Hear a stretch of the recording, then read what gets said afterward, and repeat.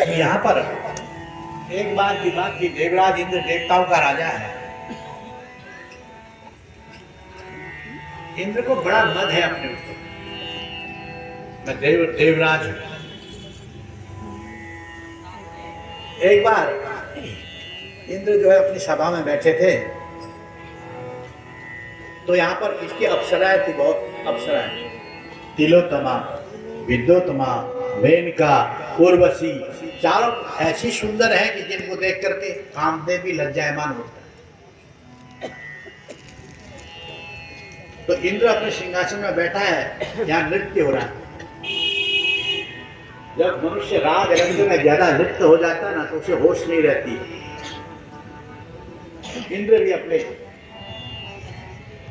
सभा में बैठा था, अप्सराएं नाच रही थी, इंद्र बड़ा प्रसन्न है। इतने में देवगुरु बृहस्पति गए। देवगुरु बृहस्पति ने कहा, इंद्र जरा सचेत हो जाओ। जगाने के लिए गए थे, तो पीछे से दैत्य की सेना आ रही है, तो मेरा शिष्य इसके होश में आ जाए, ऐसा कहने के लिए गए थे। तू तैयार हो, दैत्य बलवान हो गए, स्वर्ग पर चढ़ाई करने आ रहे हैं, तेरा आमोद प्रमोद टिकने वाला नहीं है, समझाने के लिए आए। उधर इंद्र ने कहा, देखा नहीं उनकी, अब नजर फेंकी। कई लोग होते हैं ना सर, इनको काम तो है नहीं, जब की आ जाते हैं, बोलो कन्हैया लाल की। अरे आगे तो उसका प्रयोजन तो जानो। देवगुरु बृहस्पति गए थे इंद्र को समझाने के लिए। इंद्र ने मुंह फेर लिया, इंद्रान ने इशारा किया, उठो ना, देवगुरु आए हैं, स्वागत करो। बोले रहने दे, जब मर्जी गुरु आ जाते हैं, इनको काम धंधा कुछ।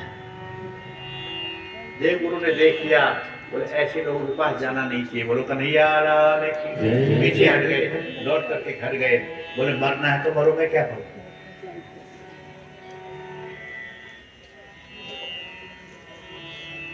देवगुरु गए तो उत्तर दक्षिण की तरफ निकल गए। यहाँ मैनाक पर्वत को, वो भी ऊंचा था, सूर्य का मार्ग रोक रहा था। तो बृहस्पति का शिष्य था, उसने कहा, बेटा तुम मेरे शिष्य हो, मैं जब तक लौट के ना आऊं दक्षिण से तब तक नीचे रहना। मैनाक तब तक झुका ही रहा, आज तक भी झुका है।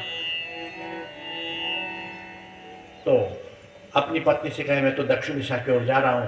तो इधर इंद्र, थोड़ी देर में होश आई, जब ये नशा उतर जाता है ना, आदमी ठीक हो जाता है। बोलो मद है, काम क्रोध मद लोभ नाथ नरक के पंथ।